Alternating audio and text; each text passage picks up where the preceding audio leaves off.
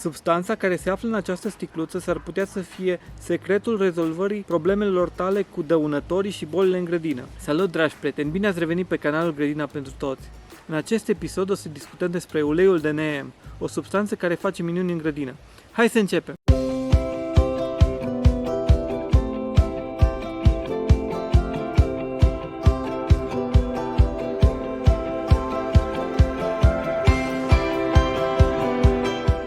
Încă de la început te rog să dai un like acestui video, în acest fel algoritmul YouTube va promova videoul și în acest fel grădinari pasionați ca și tine vor avea acces la această informație. De asemenea, dacă îți place conținutul de pe acest canal, te rog să te și abonezi. Uleiul de neem se obține din arborele Azadirachta indica, un arbore din India care ajunge și la 40 de metri înălțime. Acest arbore este apreciat încă din antichitate de către cultura indiană pentru proprietățile sale deosebite. Și acest ulei de 2000 de ani încoace este folosit în medicina tradițională, în grădină, pentru a combate dăunătorii și bolile și mai nou este folosit foarte mult în industria cosmetică. Uleiul de neem este extras prin presare la rece. Dacă vă uitați pe sticlă, scrie că este pur și este presat la rece. Procesul este unul cât se poate de obișnuit pentru obținerea acestui ulei, ca și în cazul, de exemplu, uleiului de măsline. Și acesta se obține într-un proces foarte asemănător cu procesul de extragere a uleiului de neem. Dacă vrei să folosești acest tip de ulei și tu, ar fi bine să îți iei ulei de primă presă, ulei presat la rece. Să nu îți iei ulei de a doua presă, ulei care a fost rezultat din resturi. E foarte bine să-l iei presat la rece ca să te bucuri de proprietățile acestuia. Așa arată uleiul. Are o culoare așa maronie. Este destul de viscos din câte observ. Mirosul este foarte, foarte greu. Da, are un miros foarte puternic. Parcă are mirosul specific unui condiment indian, gen curry. Da, se pare că India e țara curiului. Tot ce vine din India are miros de curi. Nu o să-l gust, dar are un miros greu. Un miros care nu e foarte plăcut, trebuie să recunosc. Componentul principal al acestui ulei este azadiractina. Azadiractina este cea care transformă acest ulei într-un insecticid cât se poate de bun. Dacă stropim cu această substanță, și o să vin imediat și cu rețeta, pe plantele noastre, insectele, când vor mânca, când se vor hrăni din plantă, vor ingera această substanță, azadiractina, și ele vor, la interacțiunea cu această substanță, vor muri. Mai exact, haideți să vă spun ce se întâmplă și o să observați cum funcționează azadiractina. Practic, insectele după ce vor mânca, ele vor simți un sentiment, vor simți o stare de sațietate.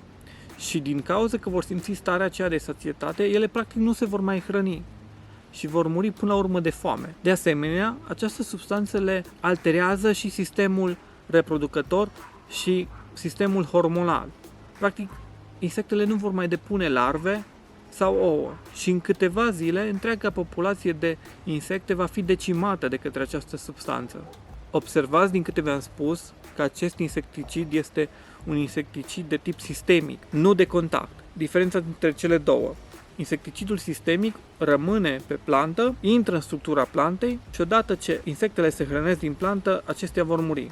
În schimb, cel de contact, insectele vor muri la interacțiunea dintre substanță și insecte. Practic, ele vor muri când sunt stropite direct. Dar acesta este un insecticid sistemic. Aplicați pe plantă și această substanță va rămâne pe plantă o perioadă îndelungată și insectele vor muri în timp. Asta nu înseamnă că nu puteți să stropiți direct pe insecte dacă le vedeți. Dar totuși, cea mai bună variantă este să stropiți direct pe plante, pe frunze, pe suprafața lor, cât și pe dosul lor. Pentru că de cele mai multe ori insectele și dăunătorii acolo se găsesc, pe dosul frunzelor. Înainte să vă spun rețeta, haideți să vă spun contra căror insecte este eficientă această soluție. Viermele alb, care atacă plantele în special în seră, afide, tripși, ploșnițe, colorado, viermii verzei, căpușele și musculița albă. Aceștia sunt principalii dăunători care afectează majoritatea grădinarilor și soluția asta de neem este foarte bună contra acestor insecte, contra acestor dăunători. Acum scrie-mi și tu, te rog, în secțiunea de comentarii dacă ai avut de-a face cu vreunul dintre acești dăunători în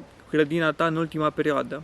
Aș aprecia dacă ai lăsat un coment, dacă mi-ai scrie ce ai făcut când ai întâlnit acest dăunător, cu ce ai stropit. Mersi. Acum haideți să vă zic rețeta pentru soluție. La 1 litru de apă puneți o linguriță de ulei de neem sau 5 ml, echivalentul a 5 ml. Puneți 2 lingurițe de detergent de vase, adică 10 ml, dar nu orice detergent de vase. Căutați un detergent de vase care este curat, fără coloranți, fără chimicale, din ingrediente din surse naturale, cum am eu în această imagine. Căutați un detergent de vase curat și puneți 1 litru de apă călduță. Nu fiartă, nu clocotind, apă călduță. Detergentul de vase are rolul de a omogeniza substanța, fiindcă uleiul și apa nu se amestecă, dar detergentul de vase va face ca să se amestece și detergentul de vase are și rolul de a fi insecticid de contact, fiindcă va crea o peliculă de săpun pe insectă și aceasta se va sufoca. Bun, asta ca și o paranteză. Deci asta este soluția pentru prevenție, adică nu aveți o invazie de insecte, nu aveți o problemă cu insectele, dar nici nu vreți să aveți. Această soluție se stropește odată la 2 săptămâni. Și odată la 2 săptămâni creați această soluție și o dați în grădină, pe plantele voastre. Haideți să vă spun acum rețeta pentru substanța care să folosiți în mod corectiv. Adică dacă aveți o invazie de insecte, dacă sunt insecte la dumneavoastră în grădină și dumneavoastră vreți să scăpați de ele. 2 lingurițe de ulei de neem, adică echivalentul a 10 ml, 2 lingurițe de detergent de vase, din acela curat, echivalentul a 10 ml și 1 litru de apă călduță. Repet, apă călduță, nu fiartă, nu clocotit, nu... apă călduță. Amestecați bine și scuturați bine și omogenizați. Se aplică până dispare problema. La ce mai este bun uleiul de neem? E bine, acesta este un foarte bun fungicid. Este foarte bun contra făinarii. Făinarea este oprită de această substanță, de acest ulei de neem. Folosiți aceeași rețetă pe care v-am zis-o mai devreme. Preventiv puteți stropi și corectiv pentru făinare. Deci are dublu rol. Insecticid și fungicid. De unde puteți să achiziționați ulei de neem? E bine, puteți să achiziționați ulei de neem dintr-un magazin cosmetic sau dintr-un magazin care vinde uleiuri esențiale. Se poate găsi acest ulei și pe internet. Eu, de exemplu, am luat uleiul de pe internet. L-am luat de pe EMAG. Acolo l-am găsit. Uleiul de neem este o substanță minunată, care până la urmă este curată și bio. Dacă te-ai săturat de substanțele chimice cu care ai stropit până acum, dacă știi că acelea îți vor afecta sănătatea ta și a celor din jur, atunci când vei consuma fructele și legumele cultivate de tine, atunci treci pe bio, treci pe organic, treci pe ulei de neem. Poate găsi foarte ușor și nu este exagerat de scump. Dacă ți-a plăcut acest video, te rog să-i dai un like, abonează-te și apasă și clopoțelul de notificări dacă vrei să mai vezi și să fie anunțat când apare un video nou. Și dacă consideri că un prieten de-a tău are nevoie de această informație, împărtăcește acest video cu el. Share-uiește acest video, distribuie acest video. Îți mulțumesc și ne vedem la următor video. Ciao!